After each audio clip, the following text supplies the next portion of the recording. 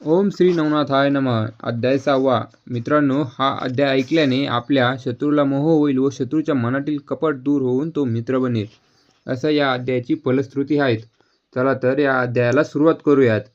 ओम नमो आदेश. मच्छिंद्रनाथ तीर्थयात्रेसाठी कोकण प्रांतात शिरला. तेथे अडूळ या गावाजवळ गेला. गावाबाहेर कालिका मातेचे मंदिर असून तेथे कालिका माता विश्रांती घेत होती.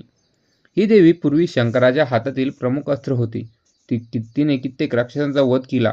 नंतर शंकरांनी तिच्यावर प्रसन्न होऊन तिला कालिका देवी म्हणून एका विश्रांती स्थान करून दिले. ते पुढे कलियुगात कालिका देवी मंदिर म्हणून प्रसिद्ध झाले. मच्छिंद्रनाथांनी तिचे दर्शन देऊन प्रार्थना केली. हे कालिके, मी शाबरी विद्येचे मंत्र काव्य केले आहेत, त्याला तू साध्य कर. त्याच्या हाकेने देवीची निद्रा चाळवली गेली. त्यामुळे ती रागावली व मच्छिंद्राला म्हणाले, अरे मूर्खा, मला तू का उठवलेस? मला नवीन कर्मात गोवू नकोस. जा इथून, नाहीतर किटकासारखा जळून जाशील. हे ऐकून मच्छिंद्र धैर्याने म्हणाला, तसे काही होणार नाही. सूर्यबिंब लहान असले तरी सर्व विश्वाला प्रकाश देते. तू माझा प्रताप पहा. देवी म्हणाली, अरे जा रे जा, मला तुला काही भीती वाटणार नाही. तू कसा जन्मलास मला ठाऊक आहेस. अरे एवढी विद्या आहेस म्हणतोस, मग भिक्का मागतोस? तुला वाटत असेल भूतावळ जिंकली, आता कालिकेला नमू, पण ते शक्य होणार नाही. मी नुसते डोळे वटारले तर तुला ब्रह्मांडाच्या उत्तीर्डा पाडीन. तुझे रे काय रे पाड? मच्छिंद्र म्हणाला, दाखव तुझा पराक्रम, परीक्षाच घेतो तुझी. दत्तगुरूचा चेला आहे मी. इतके बोलल्यावर मात्र देवीने सिंहगर्जना केली. त्रिलोक्यातील चराचर थरकाप उडाला. सर्वत्र भयभीत झाले. देव अंतराळातून म्हणाले, अरे जोगड्या, कालिकेला क्रूर युद्ध करण्यास का तयार करतोय? आता तुझ्यामुळे सर्वनाश होणार. कसे रक्षण करतोस पाहूया.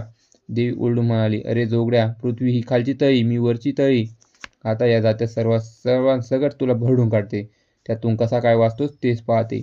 मच्छिंद्र न भिता भस्म चिमूट हाती घेऊन वातास्त्र मंत्राचा मंत्र म्हणून तेज भस्म त्याने प्रलयाग्नीसारखा देवीवर फेकले. एकदम स्फोट होऊन सहस्त्र सूर्य प्रकट व्हावे असा प्रकाश पडला.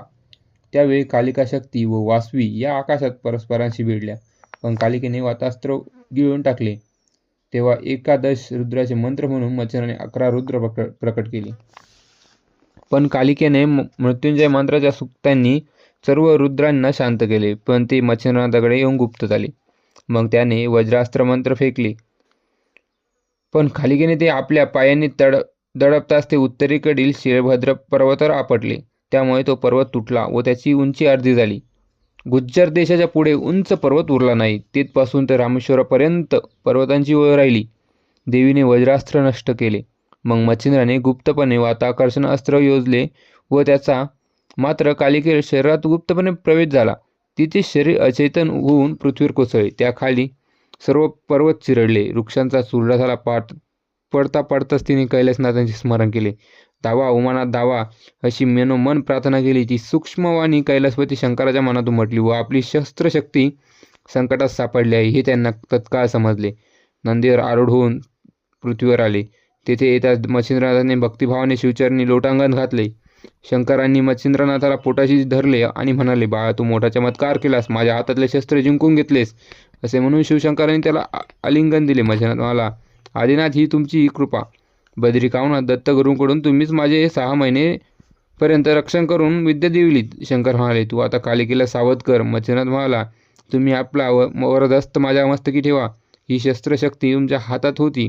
तिने आतापासून तुम्हीच मला शिकवलेल्या शाबरी विद्येच्या यशासाठी माझ्या मुखी, माझ्या जिवेवर विराजमान व्हावे, मंत्रशक्ती म्हणून कार्य करावे. शिव म्हणाले, तू म्हणतोस तसे करीन, पण आता कालिकेला उठव.